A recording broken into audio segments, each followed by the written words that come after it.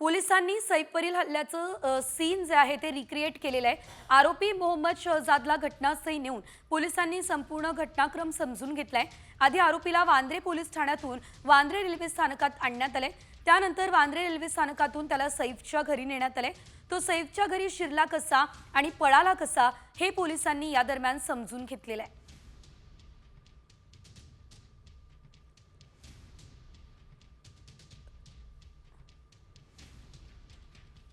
रात्री 11:15 आरोपीला police station बाहेर काढण्यात आलेलं होतं। आरोपीला वांद्रे रेल्वे स्टेशनला देखील आणलं। वांद्रे स्टेशनवरून सैफ अली खानच्या घरी त्याला नेण्यात आलं। सैफच्या घरी आरोपी मोहम्मद शहजादची चौकशी करण्यात आली।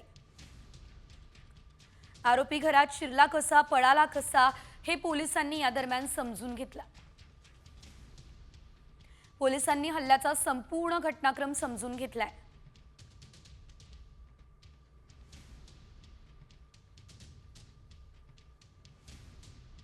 आणि यासोबत पुढे इतर काही मोठ्या आणि महत्त्वाच्या अपडेट्स जाणून घेऊयात वेगवान स्वरूपात।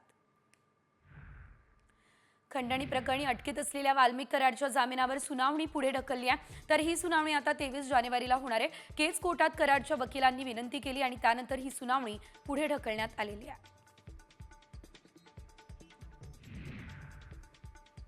वाल्मिक कराडचा मुलगा सुशील कराड याच्या विरोधात दाखल असलेल्या खासगी फिर्यादीवर सुनावणी पूर्ण झाली आहे। सुशील कराडवर गुन्हा दाखल होणार की नाही याबाबत आज फैसला होईल।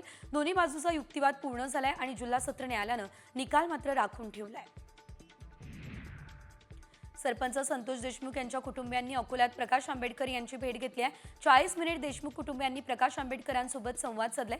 अकोल्यात सरपंच हत्या प्रकरणी जनआक्रोश मोर्चाही काढण्यात आला। वाल्मिक कराड प्रकरणी पुण्यातील माजी नगरसेवक दत्ता खाडे यांची सीआयडी कडून चौकशी सुरू आहे। वाल्मिक कराडची दुसरी बायको मंगल जाधवच्या नावे पुण्यात जागा खरेदी करण्यात आलेली आहे। याशिवाय खाडेंच्या मध्यस्थीने हा व्यवहार झाला असा संशय। या पार्श्वभूमीवर खाडेंची चौकशी सुरू असल्याची माहिती आहे। बीड सरपंच आणि परभणी प्रकरणाच्या निषेधार्थ अकोल्यात जनआक्रोश मोर्चा निघाला। सर्वधर्मीय सर्वपक्ष जनआक्रोश मोर्चामध्ये मोठ्या संख्येने आंदोलक सहभागी झाले। या मोर्चात संतोष देशमुख यांचे कुटुंबीय देखील सहभागी दिसले।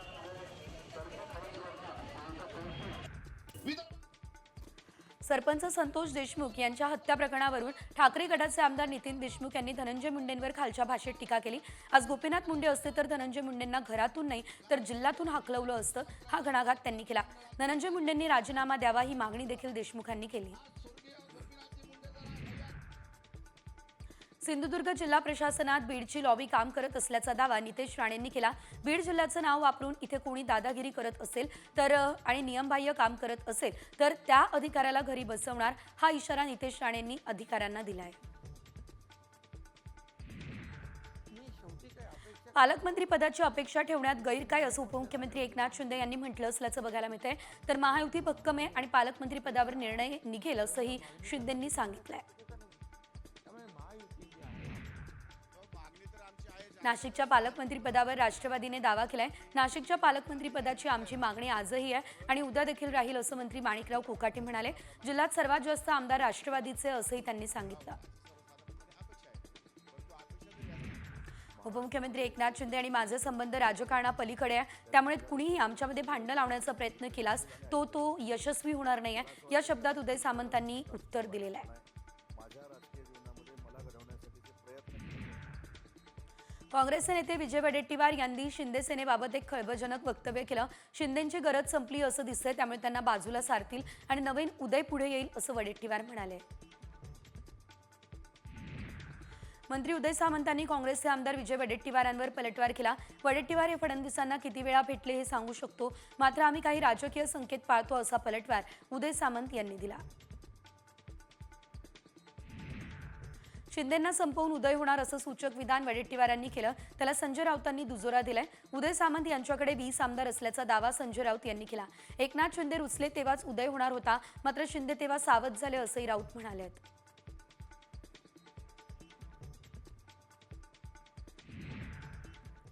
आणि यानंतर बघूयात एक मोठी बातमी, ती म्हणजे महाविकास आघाडीची आज संध्याकाळी बैठक होण्याची शक्यता आहे. आगामी पालिका निवडणूक आणि इतर महत्त्वाच्या विषयांवर या बैठकीमध्ये चर्चा होण्याची शक्यता आहे. पालिका निवडणुकीत ठाकरे गटाच्या कार्यकर्त्यांनी एकला चलोचा नारा दिलेला होता आणि त्यावर मंथन होण्याची शक्यता आहे. कालच उद्धव ठाकरेंनी शरद पवारांची सिल्वर ओकवर भेट घेतली आहे. त्या पार्श्वभूमीवर आता महाविकास आघाडीमध्ये घडामोडींना वेग आलेला दिसतोय.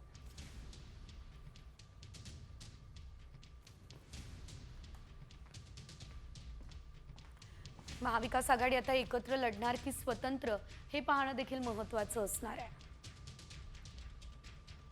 यासोबत राज्यभरातल्या इतर काही मोठ्या आणि महत्त्वाच्या अपडेट्स वेगवान स्वरूपात टॉप 50 मध्ये.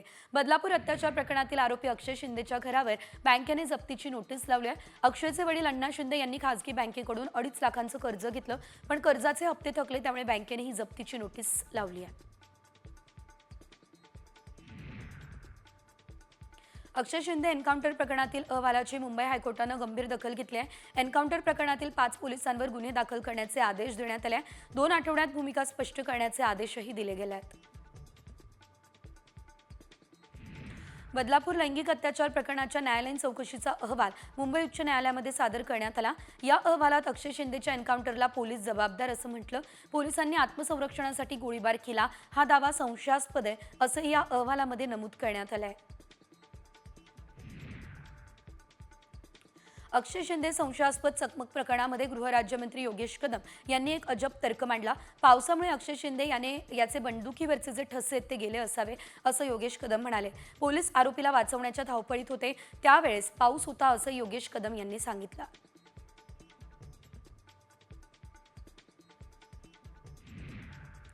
बदलापूरच्या घटना खऱ्या अर्थानं राज्याला काळीमा फासणाऱ्या आहे, तर सरकारचे पोचलेले भक्षक यांना वाचवण्यासाठी प्रयत्न केले जात आहेत. त्यामुळे फिंगरप्रिंट नसल्याचं समोर आलं. आरोपींना वाचवण्यासाठी प्रयत्न केलाय, असा आरोप नाना पटोलेंनी केलाय.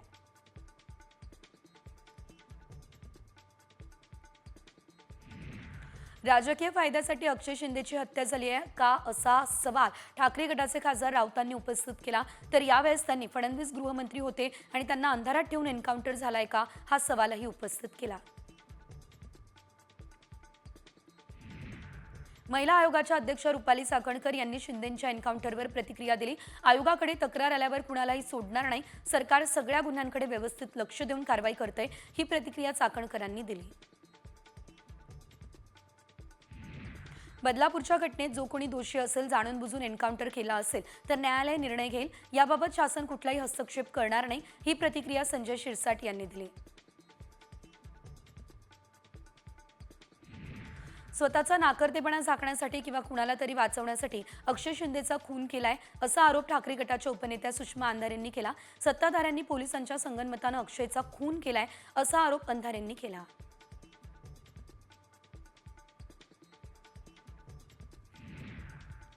अक्षय शिंदे एन्काउंटरवरून विरोधकांनी सरकारवर टीका केली. तेव्हाच्या सरकारला स्वतःची इमेज रॉबिन हुड अशी करायची होती, असं जितेंद्र आव्हाड यांनी म्हटलं.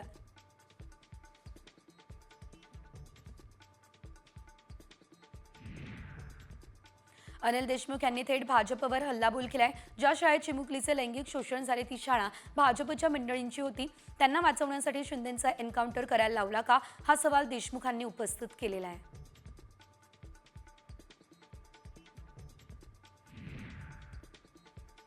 पुणे मुंबई एक्सप्रेस हायवेवर मुंबई लेनवर लोणावळा या ठिकाणी पुलाचे गर्डर्स बसवण्याचं काम सुरू आहे. या कामासाठी 22 ते 24 जानेवारी असे 3 दिवस दुपारी 12 ते 3 या वेळेत ब्लॉक असेल. या दरम्यान वाहतूक पर्यायी मार्गाने देखील वळवली जाणार असल्याची माहिती आहे.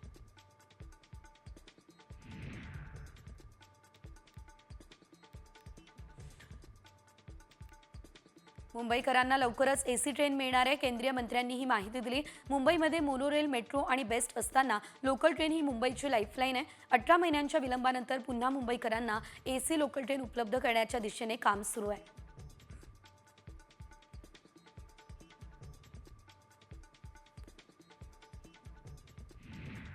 मुंबईच्या अंधेरीमधल्या ओशिवरा भागातील एका मॉलमध्ये काम करणाऱ्या महिला कर्मचाऱ्याची परप्रांतीय कर्मचाऱ्यानं विनयभंग केलाय. या प्रकरणी महिलेने पोलिसांकडे तक्रार केल्याचा राग धरून कंपनीने तिला कामावरून काढलंय. महिलेने मनसेकडे तक्रार केली, त्यानंतर मनसे कार्यकर्त्यांनी मॉलमध्ये जात परप्रांतीय कर्मचाऱ्याला चोप दिलाय. कोलकाता KRG मेडिकल कॉलेजमध्ये महिला डॉक्टर अत्याचार आणि हत्या प्रकरणामध्ये आरोपी संजय रॉयला जन्मठेपेची शिक्षा सुनावण्यात आली आहे। कोलकाताच्या सियालदह विशेष कोर्टानं ही शिक्षा सुनावली आहे।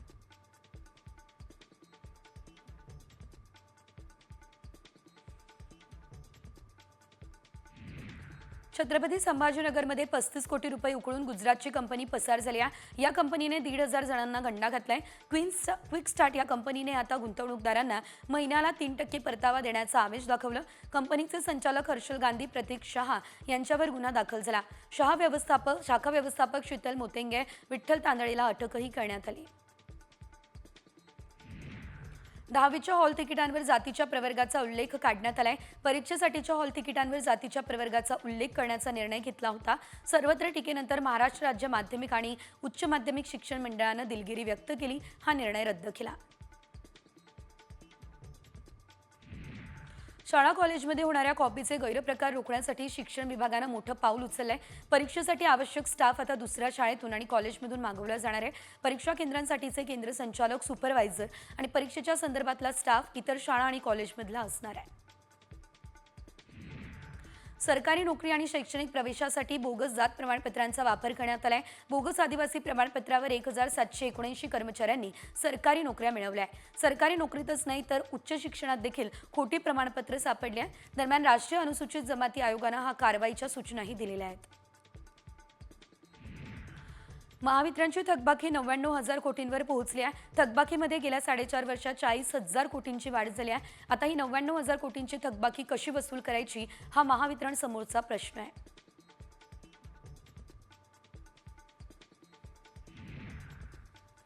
मुंबई महापालिकेने प्लास्टिक जप्तीची मोहीम सुरू केली। वाढत्या प्रदूषणाच्या पार्श्वभूमीवर महापालिका सतर्क झाली आहे। पहिल्याच दिवशी 1,45,000चा दंडही वसूल करण्यात आला आहे।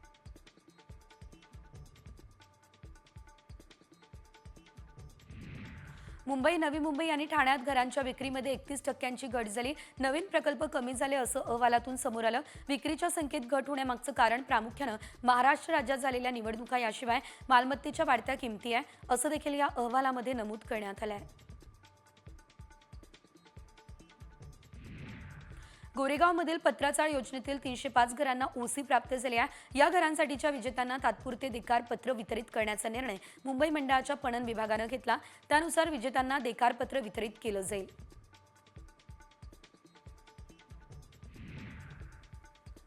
महाराष्ट्रातल्या 44 पैकी 30 शहरांमध्ये औपचारिक बस सेवा मर्यादित नाही आहे। राज्यात किमान 24,000 नवीन बसेसची गरज आहे। या बसेसमुळे वाहतूक समस्या तर कमी होईलच, शिवाय पर्यावरण देखील सकारात्मक राहणार आहे, तर असं या अहवालातून समोर आलं आहे। जळगाव जिल्ह्यातील सर्वात मोठ्या धरणांमध्ये हातनूर धरणाचा समावेश होतो। या धरणामध्ये आजच्या स्थितीला 54% गाळ साचलेला आहे। असं असताना धरणात 91% पाणीसाठा शिल्लक आहे। अजून उन्हाळ्याचे 4 महिने मात्र शिल्लक आहेत। मराठवाड्यातल्या नवीन रेल्वे मार्गासाठी राज्य सरकारकडून 300 कोटी रुपयांचा निधी वितरित करण्यात आला। सोलापूर, तुळजापूर, धाराशिव या नव्या रेल्वे मार्गासाठी 150 कोटी तर अहिल्यानगर, बीड, परळी या नव्या रेल्वे मार्गासाठी 150 कोटींचा निधी राज्य सरकारनं उपलब्ध करून दिला। बदलापूरमध्ये रिक्षा चालकांनी 5 रुपयांची बेकायदा भाडेवाढ केली। त्याविरोधात प्रवासी आणि रिक्षा चालकांमध्ये वाद सुरू आहे। तर रिक्षा चालकांच्या या कारभाराविरोधात कल्याण आरटीओने कडक पाऊल उचललं। कुणी बेकायदा जास्तीचे भाडे घेत असेल तर प्रवाशांनी आरटीओच्या व्हॉट्सअप नंबरवर तक्रार करण्याची विनंती आरटीओनं केली। कल्याणमध्ये 3 बांगलादेशी महिलांना अटक करण्यात आली। कल्याणच्या महात्मा फुले पोलिसांनी ही कारवाई केली। बेकायदेशीर या महिला वास्तव्य करत होत्या। या बांगलादेशी महिला भारतात कशा आल्या, त्यांना नेमकं आणलं कुणी याचा तपास सध्या पोलीस करतायत। अकोल्यात पहिलं एकदिवसीय आदिवासी साहित्य संमेलन पार पडलं। लेखक संघ आणि आदिवासी समाज बांधवांच्या पुढाकारातून संमेलनाचं आयोजन करण्यात आलेलं होतं। आदिवासींच्या सामाजिक आणि सांस्कृतिक विषयांसंदर्भात विविध परिसंवाद पार पडलेत। या साहित्य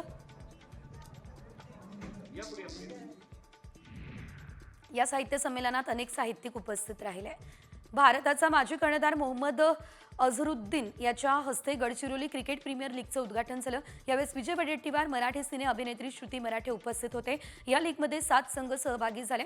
15 दिवस ही स्पर्धा चालणार आहे।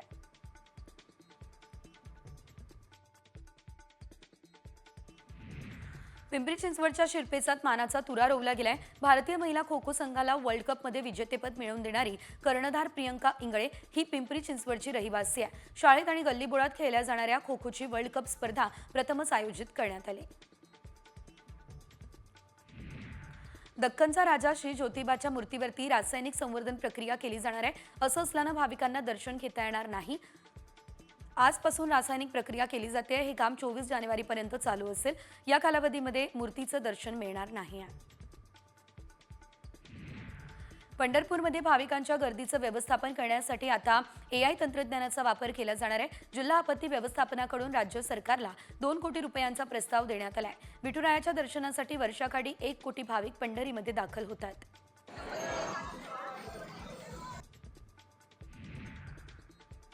कर्नाटकमधील बंगळुरूमधील श्री दक्षिण अयोध्या मंदिराच्या प्रांगणात नुकतेच महाबली हनुमानाची 72 फूट अशी उंच मूर्ती बसवण्यात आली आहे. हनुमानाच्या खांद्यावर श्रीराम आणि लक्ष्मणाच्या मूर्ती देखील दिसत आहेत.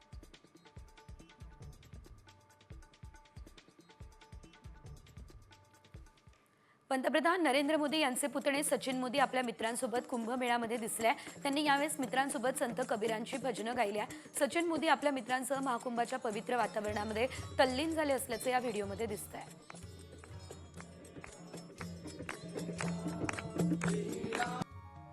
कुंभमेळ्यामध्ये रील बनवण्यासाठी शेखच्या वेशात आलेल्या एका तरुणाला साधूंनी चांगलीच मारहाण केली आहे. प्रेमानंद असं या तरुणाचं नाव आहे. तो राजस्थानमधून कुंभमेळ्यात आला होता. व्हिडिओमध्ये प्रेमानंद हा अरबी शेखसारखे कपडे घालून फिरतोय, तर त्याच्यासोबत आणखी 2 तरुण आहे. ते त्याचे अंगरक्षक असल्याचं तो भासवतोय.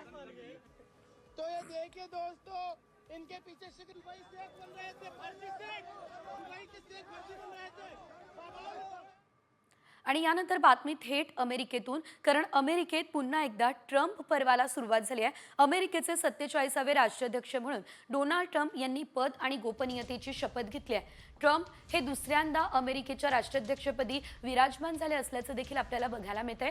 तर खचाखच भरलेल्या कॅपिटल रोटुंडा हॉलमध्ये ट्रम्प यांचा शपथविधी सोहळा सुद्धा पार पडला असल्याचं पाहायला मिळतंय. शपथ घेताच ट्रम्प यांनी निर्णयांचा धडाका लावलाय. बायडन सरकारचे तब्बल 78 निर्णय त्यांनी रद्द केले.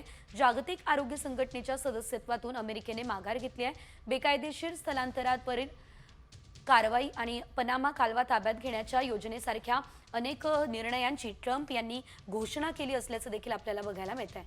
अनेक मोठे निर्णय खरं तर ट्रम्प यांनी घेतले असल्याचं बघायला मिळतंय. अमेरिकेत पुन्हा एकदा ट्रम्प सरकार आलं असल्याचं आपण पाहतोय आणि ट्रम्प सरकार येताच निर्णयांचा आणि घोषणांचा पाऊसच अमेरिकेत पडलाय. कोणते मोठे आणि महत्त्वाचे निर्णय ट्रम्प यांनी घेतलेले आहेत आपण बघूयात ग्राफिक्सच्या माध्यमातून. पनामा कालवा पुन्हा ताब्यात घेण्याची योजना, बेकायदेशीर इमिग्रेशनवर देखील कारवाई, गर्भपातावर बंदी, ई-वाहन धोरण रद्द करण्यात आलं, सरकारी सेन्सॉरशिप संपवून भाषण स्वातंत्र्य देण्यात आलेलं आहे. अमेरिकेत 2च लिंग असतील, स्त्री आणि पुरुष. तर एकंदरीत डोनाल्ड ट्रम्प यांना पंतप्रधान नरेंद्र मोदींनी खास शब्दांमध्ये शुभेच्छा सुद्धा दिल्या. पाहूयात पंतप्रधान नरेंद्र मोदी नेमकं काय म्हणताय. माझे प्रिय मित्र आणि राष्ट्राध्यक्ष डोनाल्ड ट्रम्प, अमेरिकेच्या 47व्या राष्ट्राध्यक्षपदी तुम्ही विराजमान झालेला आहात. या ऐतिहासिक दिवसाच्या तुम्हाला शुभेच्छा असं मोदींनी म्हटलं. आपल्या दोघांच्या देशांसाठी प्रगती आणि विकासाच्या संधी याशिवाय भविष्याला आकार देण्यासाठीच्या दृष्टीने तुमच्यासह काम करू इच्छितो असे यावेळेस मोदींनी म्हटलेलं आहे. तुमच्या यशस्वी कारकिर्दीसाठी तुम्हाला शुभेच्छा. पंतप्रधान नरेंद्र मोदी यांनी दिलेल्या या शुभेच्छा आपण पाहिल्या.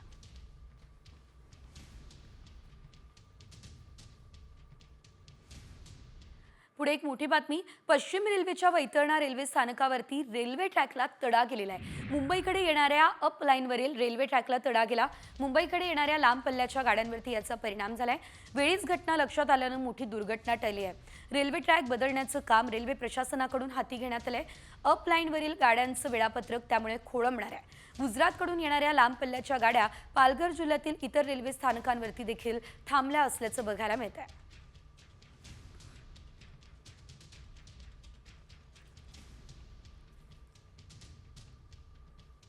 राज्यभरातल्या इतर काही मोठ्या आणि महत्त्वाच्या अपडेट्स वेगवान स्वरूपात. शक्तीपीठ महामार्ग रद्द करावा या मागणीसाठी महामार्ग बाधित शेतकरी आता आक्रमक झाले असल्याचं बघायला मिळतंय. दरम्यान मराठवाडा शक्तीपीठ महामार्ग बाधित शेतकरी कृती समितीच्या वतीने जिल्हाधिकारी डॉक्टर सचिन ओंबासे यांना निवेदन देत 24 जानेवारीला जिल्हाधिकारी कार्यालयासमोर आंदोलन करण्याचा इशारा सुद्धा देण्यात आलेला आहे.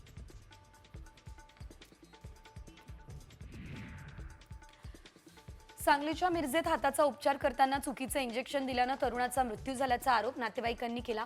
रुग्णाच्या मृत्यूनंतर आता नातेवाईकांनी गोंधळ घातलाय. काही काळ रुग्णालयामध्ये गोंधळाचं आणि तणावाचं वातावरण निर्माण झालं असल्याचं बघायला मिळालं. पतंग उडवताना 4थ्या मजल्यावरून खाली पडून 8 वर्षीय चिमुकल्याचा मृत्यू झालाय. नाशिकच्या द्वारका परिसरात ही धक्कादायक घटना घडली आहे. पतंग उडवताना त्याचा तोल गेलाय आणि तो खाली पडलाय. त्याला उपचारासाठी खासगी रुग्णालयात दाखल करण्यात आलं, मात्र उपचारादरम्यानच त्याचा मृत्यू झाला.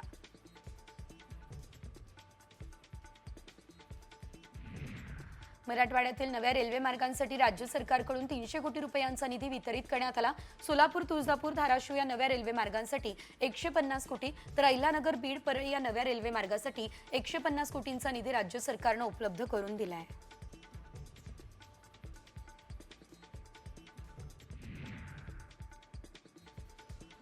छत्रपती संभाजीनगर शहरात एकीकडे पाण्याचा तुटवडा आहे तर दुसरीकडे पाईपलाईन फुटून लाखो लिटर पाणी वाया गेलं. आज फारोळाजवळ पाईपलाईन फुटून लाखो लिटर पाणी वाया गेलं. त्यामुळे शहरातील पाणी पुरवठ्याचं वेळापत्रक पुन्हा एकदा पुढे ढकलण्याची देखील शक्यता आहे.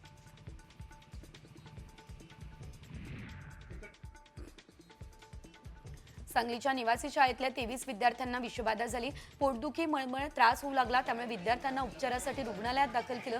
रात्री देण्यात आलेल्या मटणाच्या जेवणामुळे विषबाधा झाल्याचा अंदाज आहे.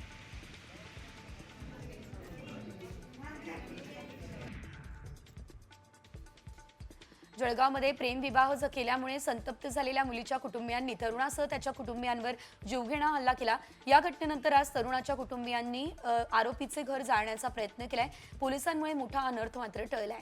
या प्रकरणी 10 जणांविरोधात गुन्हा सुद्धा दाखल करण्यात आलेला आहे.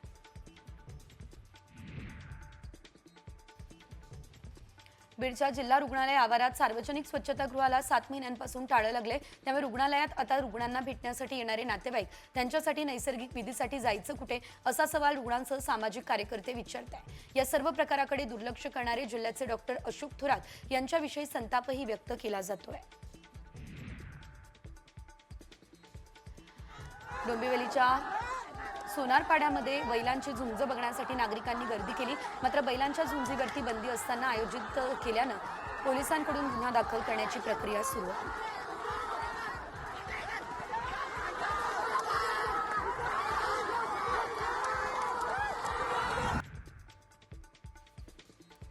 पुण्याहून शिरपूरला जाणाऱ्या बसमधील महिला प्रवाशाची प्रकृती अचानक खालावली. यावेळेस चालकानं सावधानता राखली. बस थेट येवला उपजिल्हा रुग्णालयात नेली. चालकाच्या सावधानतेमुळे आणि प्रवाशांच्या सहकार्यामुळे या महिलेला वेळेत उपचार मिळाले आणि तिचे प्राण वाचले. सर्वत्र या चालकाचं कौतुक केलं जात आहे.